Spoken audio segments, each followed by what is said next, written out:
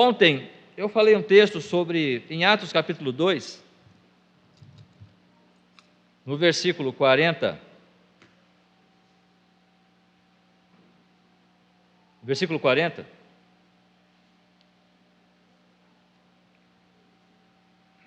Salientando a ideia do batismo. Eu não vou falar sobre esse texto.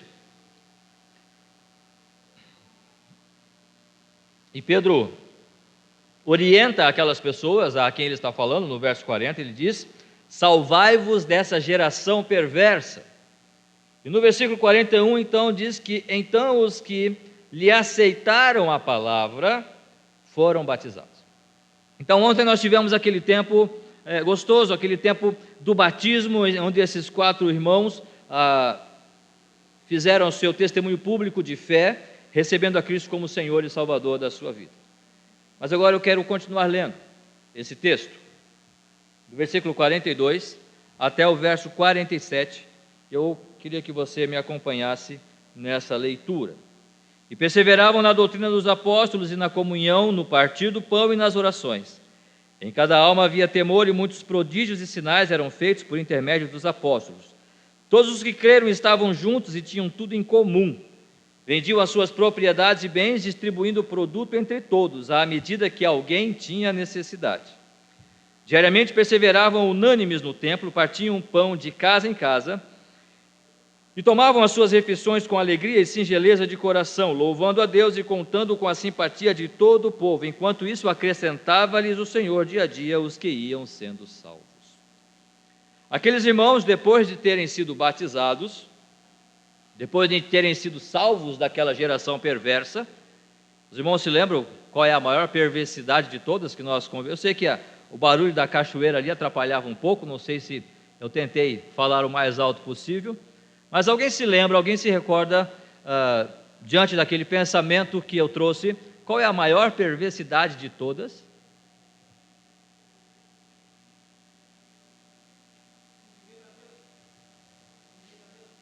Não viver para Deus, ok? Não era bem isso, está no caminho. Está certo, não está errado, não está errado. Mas tem uma expressão.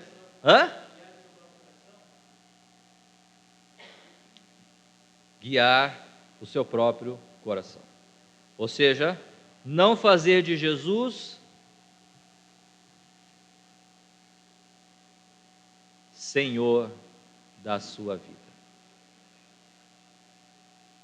Pedro começa esta fala àqueles irmãos dizendo o seguinte,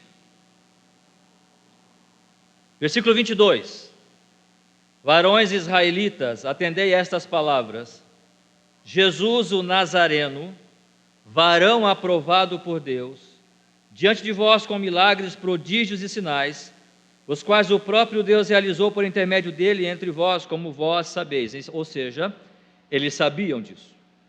Eles sabiam que Jesus esteve entre eles. Eles conheciam Jesus. Eles viram Jesus. Eles eram contemporâneos de Jesus. Estava dizendo ali Pedro que, olha, esse Jesus Nazareno. Por que Pedro fala Jesus Nazareno? Quando ele coloca a expressão Nazareno, ele está dizendo que ele era homem. Como eu, como você. Logo, Jesus, como homem, ele não poderia alcançar uma posição de primazia nas nossas vidas como ele alcançou. Ele só o fez porque Deus estava com ele. E no versículo 22, Pedro vai dizer, por Deus diante de vós, com milagres aprovado por Deus, diante de vós com milagres e prodígios e sinais, os quais o próprio Deus realizou por meio dele, por intermédio dele. Mas aqueles homens, conscientemente, voluntariamente, estavam rejeitando o Senhor Jesus Cristo. Rejeitando o senhorio dele na sua vida. Pastor, o que isso tem a ver com a igreja nos seus 25 anos de vida? Né? É simples. Esses homens só fizeram parte da igreja. Esses homens só manifestaram a sua fé pública em Cristo quando eles reconheceram que Jesus é Senhor. E Pedro fala isso no versículo 36.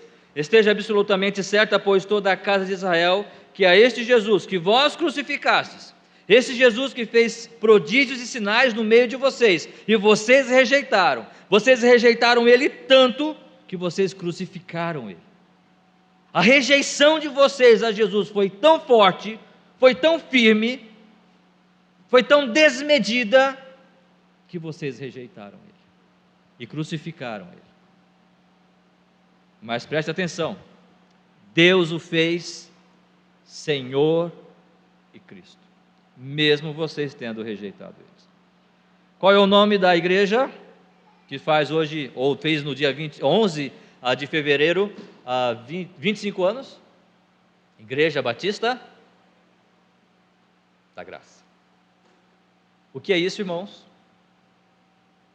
O que é o fato de alguém ter dado o seu filho, ter enviado o seu filho sem pecado, o Deus encarnado, para nascer como uma criança humilde, e nascer ali naquela manjedoura e crescer, realizando um ministério de 3 anos, onde durante 3 anos ele viveu para fazer o bem, durante 3 anos ele amou as pessoas que estavam aqui na terra, ele curou pessoas, ele ressuscitou pessoas, ele trouxe alegria a pais, a esposo, a mães, cujos filhos foram curados de lepra, cujos filhos foram curados de possessão demoníaca, estavam mortos e foram trazidos à vida novamente, foram curados das suas enfermidades as mais variadas possíveis.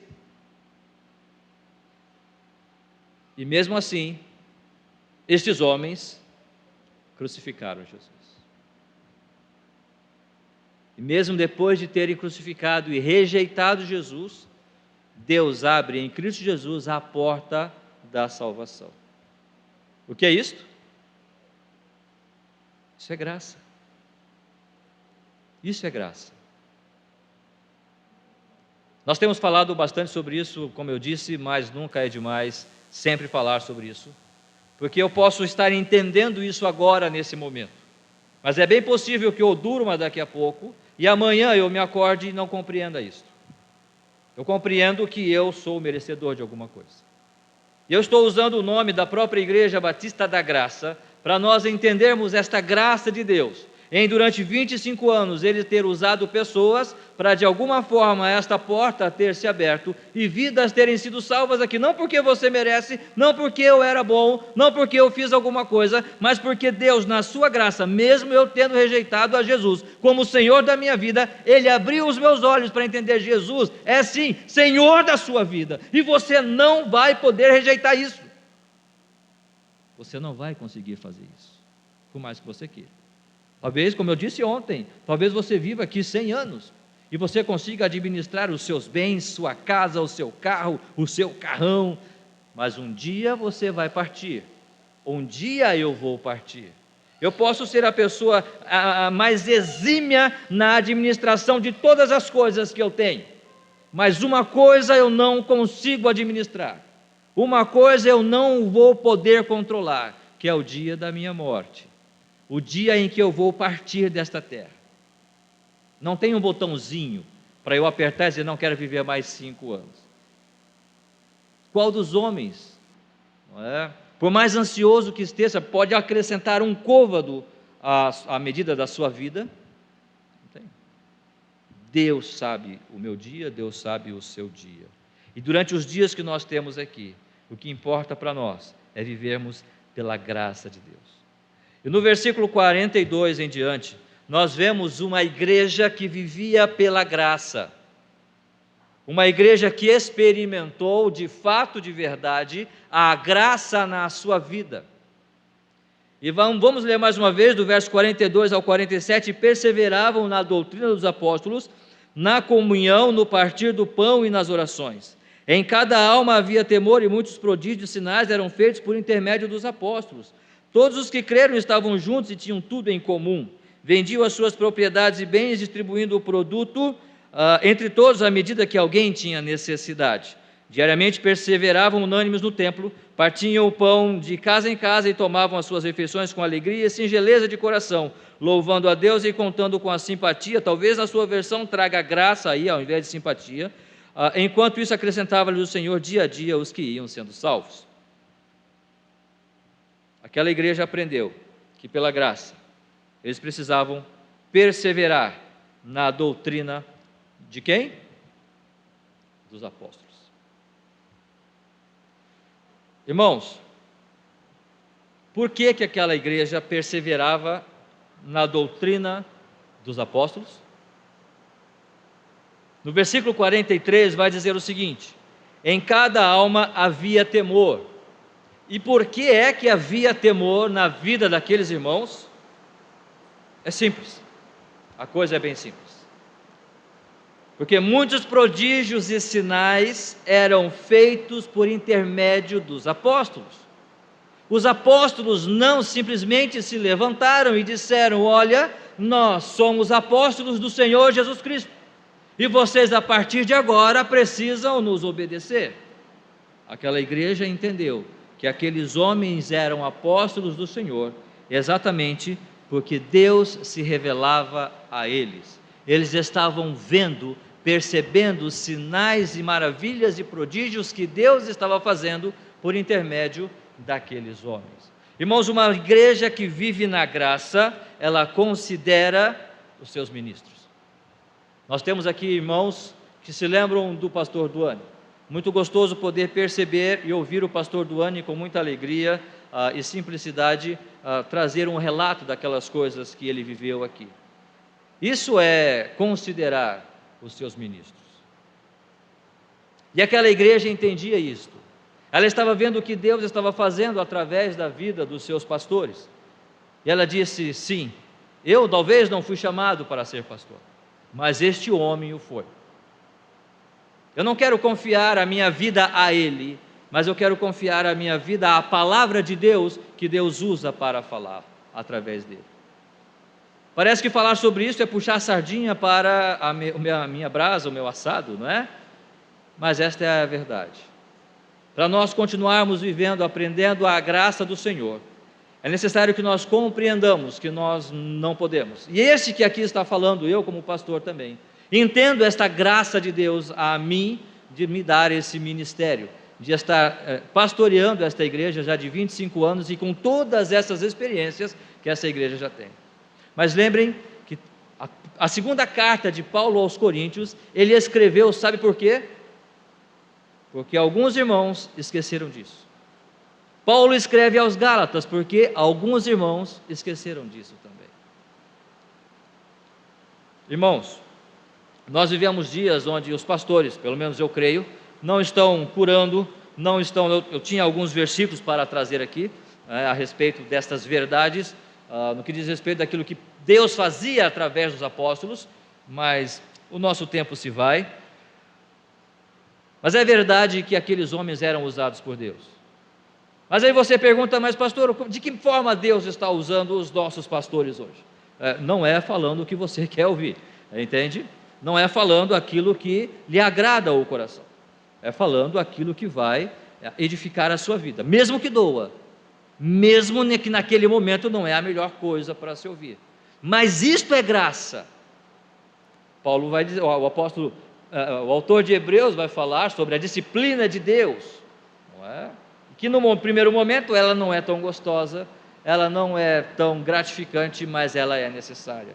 Mas percebam que esses irmãos estavam vivendo no início da sua vida cristã, pela graça, entendendo que aqueles homens foram separados por Deus para realizar o trabalho que Deus mesmo tinha para eles.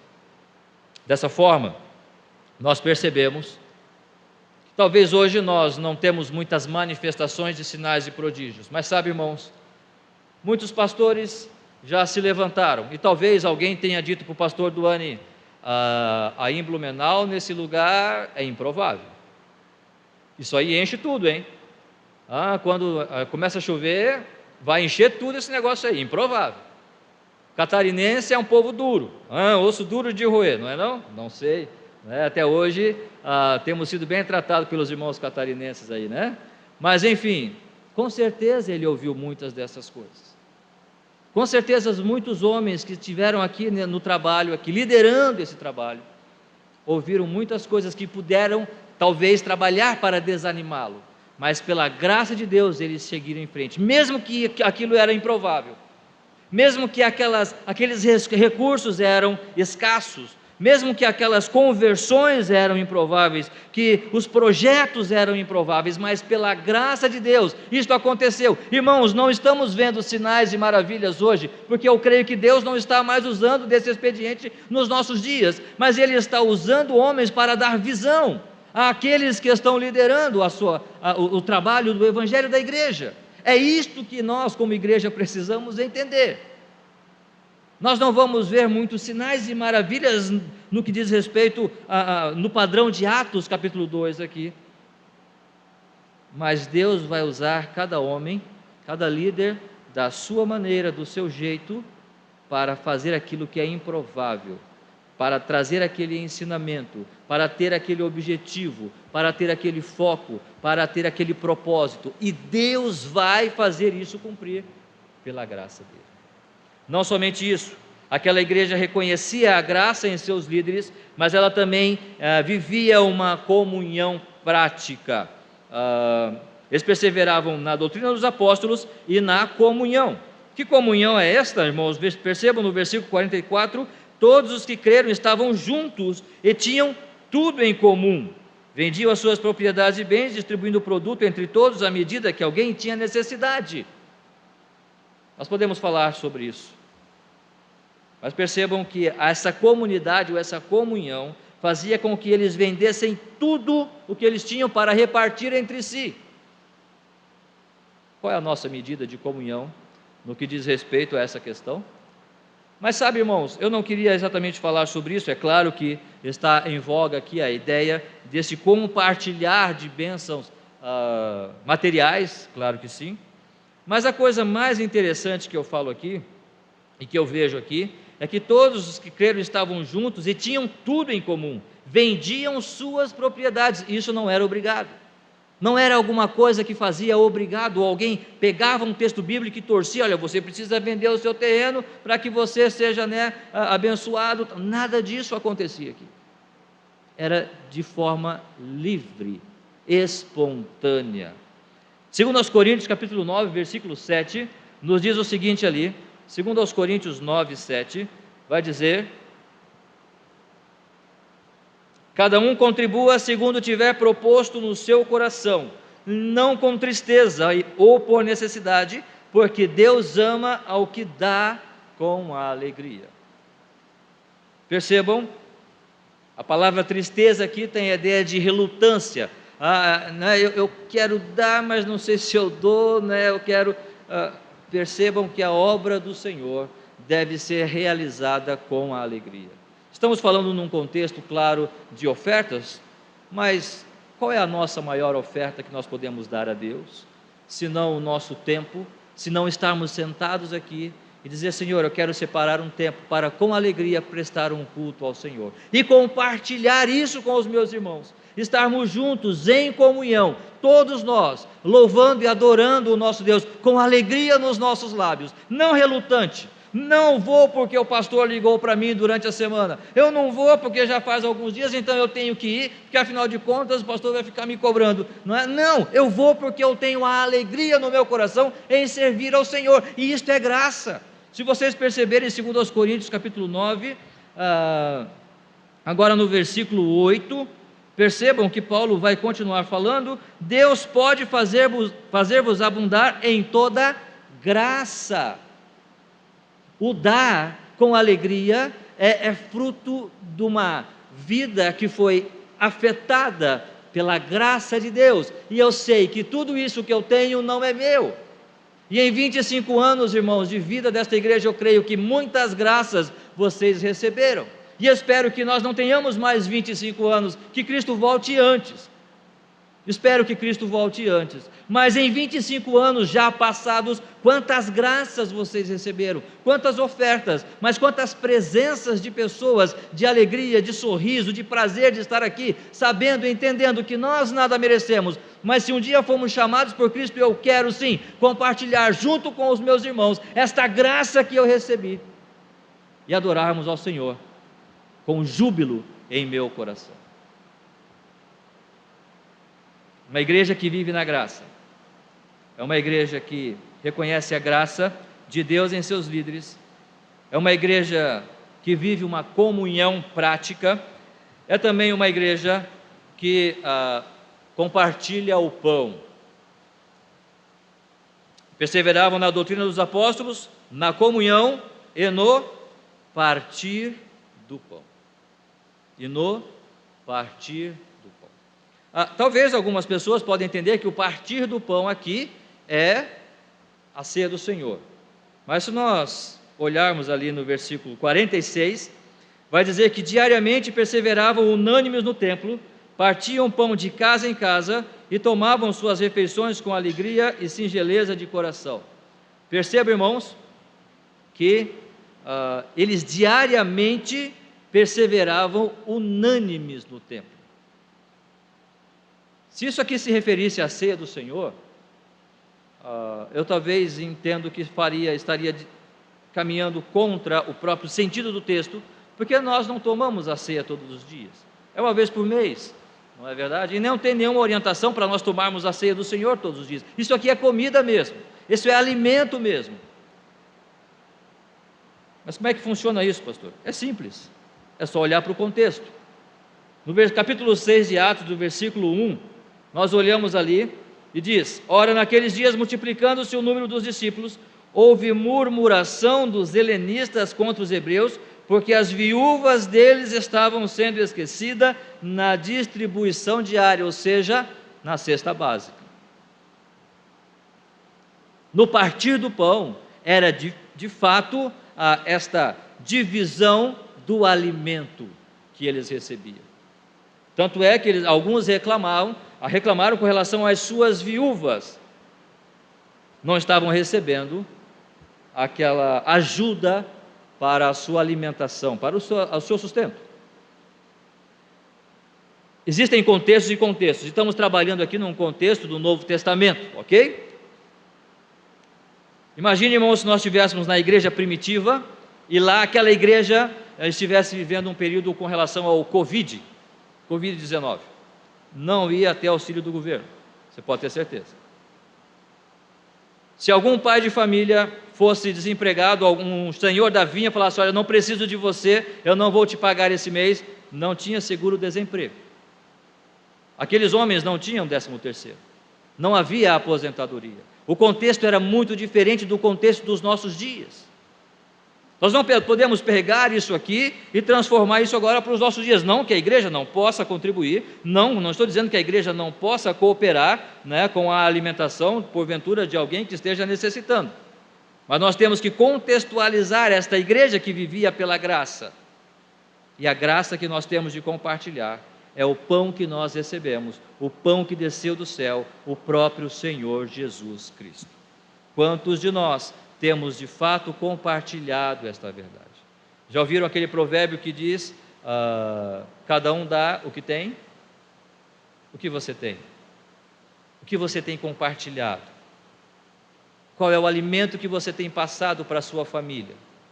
Que tipo de alimento? Paulo vai dizer em Romanos: porque o reino de Deus não é comida nem bebida, mas o fazer a vontade do Senhor. Justiça e paz no Espírito Santo. Este é o reino de Deus. O pão, irmãos, nós falamos domingo passado, aquilo que nos alimenta, aquilo que satisfaz, aquilo que pode preencher o meu ser. Eu posso até morrer de fome aqui agora, mas se eu tiver Cristo no meu coração, é para o céu que eu vou. Eu sei que ninguém quer passar por isso, mas aquela igreja vivia pela graça, no sentido mesmo de estar compartilhando estas verdades do Senhor àqueles que necessitavam. E não somente isso, em Atos capítulo 2, no versículo 42, ele vai dizer: perseveravam na doutrina dos apóstolos, na comunhão do pão, na comunhão, no partir do pão e nas orações. Os teólogos têm dito que um dos meios da graça é a oração. Os meios da graça. Graça é aquele momento, é aquele lugar onde nós estamos e recebemos as bênçãos do Senhor. Como temos dito, não porque eu mereço, mas porque o Senhor é longânimo e misericordioso para comigo. Agora, como é que eu posso receber isso? Como é que eu posso partilhar isso? Como é que eu posso experimentar isso? Como é que eu posso ter certeza que Deus quer me dar isso? De experimentar desse relacionamento? Oração. Perseverar firme na oração. A oração é aquele momento em que nós dizemos: Senhor, eu não posso, eu não sei, por isso eu busco o Senhor. Eu não posso, eu não sei, por isso eu clamo a Ti. E quando aquela igreja perseverava em oração, o versículo 47 vai dizer que eles louvavam a Deus e cantando louvando a Deus e contando com a simpatia de todo o povo. Ou seja, era uma igreja cujo coração, que orava, estava pronta para adorar ao Senhor, estava pronta para cantar, estava pronta para se reunir e exaltar o nome de Deus, estava pronta para fazer tudo para a honra e glória do Senhor. Não somente isso, ela contava com a simpatia ou com a graça de todo o povo, ou seja, aquela igreja era benquista na comunidade onde ela estava inserida. Aquelas pessoas, talvez que não eram cristãs, estavam olhando para ela e dizendo: eu não sei, eu não faço parte dessa igreja, mas alguma coisa interessante acontece aí. Eu não sei, eu não faço parte dessa igreja, mas alguma coisa de sobrenatural tem ali. Alguma coisa de mágico ou além do físico, do natural, está acontecendo ali.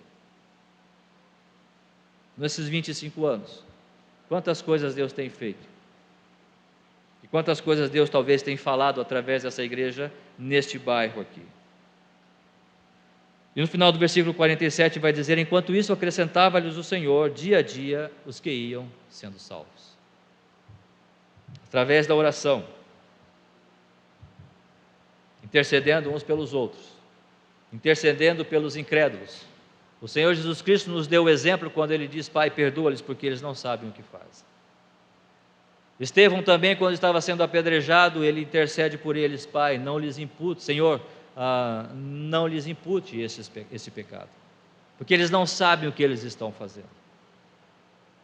A nossa vida de oração, dessa perseverança, é uma vida que entende que pela graça nós não podemos fazer nada, mas pela graça de Deus Ele pode salvar pessoas. Ele pode ir àqueles corações que estão duros nos seus pecados, pensando que são senhores do seu próprio coração, pensando que são senhores das suas vidas e podem dirigir as suas coisas como Ele bem entender. Até pode, mas um momento, uma hora ele vai se ver com Deus, uma hora ele vai ter que prestar contas a Deus. E nós devemos orar para que essas almas, quando tiver que prestar contas a Deus, realmente tenham passado pela regeneração, tenham recebido a Cristo como o Senhor da sua vida, tenham entendido o Evangelho no seu coração, e quando se encontrar com Cristo, dizer: Senhor, eu sei o que eu fui, mas um dia eu reconheci o Senhor como o Senhor da minha vida, esse meu Salvador pessoal. Uma igreja que vive na graça é uma igreja que compreende o trabalho daqueles que estão na sua liderança, é uma igreja que vive essa comunhão prática, é uma igreja que compartilha o seu pão, e não somente o pão que fenece, mas o pão dos céus, o pão que vive eternamente, o próprio Senhor Jesus Cristo, vivendo para compartilhar e orar por aqueles que estão perdidos neste mundo, para que eles venham à luz, para que eles reconheçam a necessidade que eles têm de Cristo Jesus. Eu não sei qual é a sua situação nesta noite, eu não sei qual é o seu relacionamento que você tem com Deus, aonde você está no seu relacionamento com Deus, mas a palavra do Senhor, ela nos diz que Jesus é Senhor. E se nós vivemos, se essa igreja está vivendo esses 25 anos, ela vive pela graça, única e exclusivamente pela graça. E se viver mais 50, mais 25, mais 50, mais 100 anos, é exclusivamente pela graça. E é por isso que nós chamamos a Igreja Batista da Graça. E que entendamos isso e continuemos vivendo única e exclusivamente pela graça. E eu convido você, se você ainda não tomou essa decisão, tome a decisão de viver hoje pela graça de Deus em Cristo Jesus, porque pela graça sois salvos por meio da fé. Isso não vem de vós, é dom de Deus. E continuemos mais 25 anos, se Deus assim quiser, vivendo pela graça.